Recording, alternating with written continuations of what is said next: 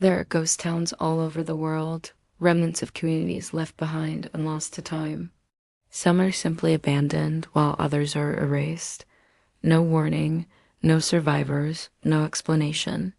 This is the story of a town that vanished overnight, not just forgotten, but obliterated from existence. In the northern wilderness of Canada, nestled beside Lake Anjikuni, there once stood a small Inuit village. It was an isolated community, one of many small settlements scattered across the barren lands, inhabited by hunters, fishers, and families, maybe a few dozen people at most.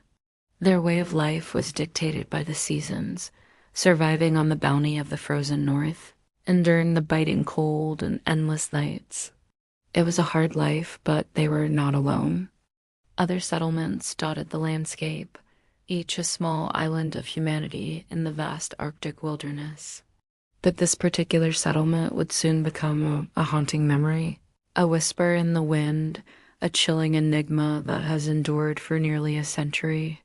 For those who knew about it, the village wasn't exactly hard to find. Situated on the shores of Lake Anjikuni, it was a familiar landmark for those who traveled these waters. But when Joe LaBelle, a seasoned fur trapper, arrived on a cold November evening in 1930, what should have been a friendly visit turned into a terrifying ordeal. He paddled up to the shore expecting warmth and company, a chance to trade stories and wares around a crackling fire. But as he approached the village, a profound silence greeted him. The fires in the huts were still burning, but there was no sign of life, no laughter, no chatter, no smoke curling lazily into the twilight sky. It was as though the very life had been sucked out of the settlement, leaving behind an eerie, lifeless husk. He called out, hoping to rouse someone, but his voice echoed unanswered across the frozen lake. Concerned, he made his way through the silent village, discovering more unsettling sights. Dogs were frozen in their harnesses, having died trying to break free from invisible chains. Food lay abandoned, a half-cooked meal on a table, as if the villagers had just paused for a moment and never resumed their lives. Days turned into weeks, and still there was no sign of the villagers. And when the Canadian Mounted Police arrived to investigate, they found nothing. No bodies, no footprints, no struggle, no answers. It was as if the entire settlement had dissolved into thin air, leaving behind only a profound mystery and a scattering of mundane objects that told a haunting tale. The most terrifying aspect of the disappearance was the lack of evidence. No indication of where the people had gone or what had befallen them. It was as though they had ceased to exist. Whispers spread like wildfire, stories of a strange light seen in the sky the night before the village vanished. Some spoke of vengeful spirits or cursed land. Fear mingled with superstition, creating a thick fog of uncertainty. But as the days grew shorter and the temperature dropped, the importance of finding answers became more urgent. The harsh environment of the Arctic wastes demanded attention and resources, and the absence of the villagers was deeply felt.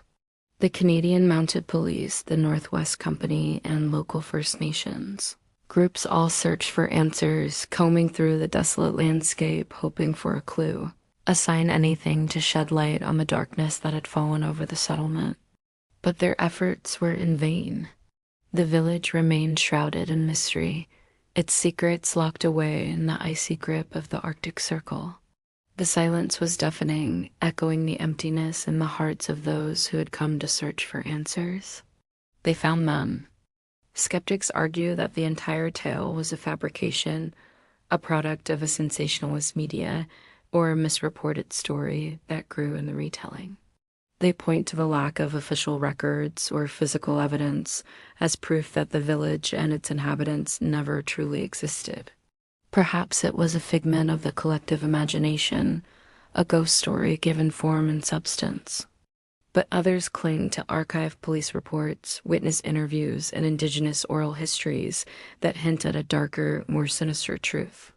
Was it a mass hysteria, a shared delusion that gripped the community, causing them to abandon their homes and flee into the unforgiving wilderness? Or was there something more sinister at play, something beyond human comprehension? To this day, the fate of the village remains unknown.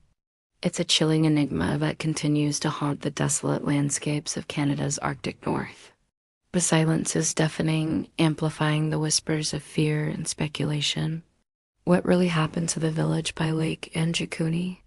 The answer lies buried beneath the ice, lost in the labyrinth of myths and legends that shroud the Arctic Circle. All we have are questions, a scattering of possessions, and a haunting silence that echoes across the frozen lake.